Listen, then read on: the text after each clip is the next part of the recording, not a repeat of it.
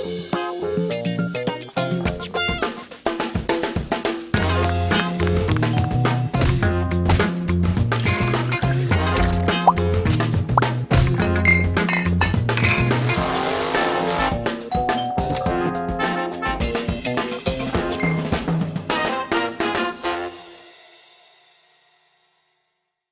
afternoon, everybody. Welcome to House Wine and our selection that we have for April. It was snowing earlier on. Now it's got nice and bright and sunny. This month, you can probably see exactly what we've got. We have a white, we have a rosé, and we have two reds.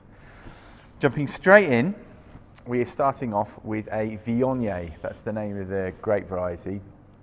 And this one screams of peaches and apricots. One of the sort of typical varietal tasting notes for Viognier is peaches and apricots, and this one that's exactly what it smells and tastes like. It's made by the Chaudrier family, and they make wine at the bottom of Mont Ventoux. We've done a few different wines from them previously. So they're right down in the south of France, in the Cevennes, in a little spot right at the bottom of Mont Ventoux. So it's where they have the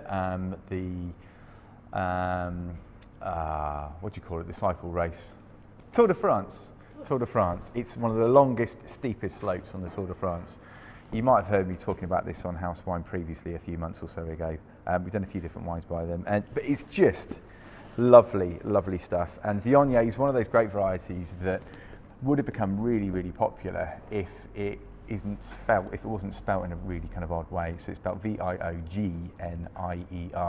A lot of people don't go for Viogniers off wine lists because they feel a bit uncomfortable about trying to pronounce a kind of weird French grape variety. But it's just wonderful stuff. Peaches and apricots, lovely stuff. And it's all organic. All the viticulture is organic. And the Chaudrier family have been making wines for over 200 years or so, so the winemaking goes back for a long, long time. Next up, if we go a little bit further north from where the Chaudrier family make their wines into the south of the Rhone Valley, we have a small little cooperative called Domaine Esters, and they're one of the first cooperatives to start making natural wines if you go back to the 1960s. And a very influential winemaker, Pierre, joined the group. So a cooperative is a group of farmers, essentially, which get together and they combine their resources, so fruit and their equipment, to make wine in a more cost-effective way. And what they started to do in the early 80s, by the help of Pierre, is they started to look at specific plots of land, specific vineyards really, to try and get the best from them. And they don't use any enzymes or any sulfur dioxide. Literally all these wines are very, very natural. And they taste it as well, but they taste very, very pure, fresh and juicy. And this one, as you can see, is a rosé, and it's made from two different grape varieties, Grenache and Syrah, and it's just absolutely delicious. Kind of thinking, sun's come out, we're getting into spring, maybe a bit of rosé might work quite nicely for you. Great stuff. First red we have is a really interesting one. We had the previous vintage of this, and this is made by a winemaker called Martin Rodriguez, and he makes port in, I can't remember the name of the Quinta now, Quinta de Seival, in the Douro Valley in Portugal. He's got a tiny little estate a little bit further south, just north of Lisbon. Again, I think we've done a white wine from Rodrigo as well previously. This is made from an old local indigenous grape variety called Castelao. And it's just wonderful stuff, 100% natural. He's got a tiny little estate. It's only about 2.5 hectares. Everything's organic.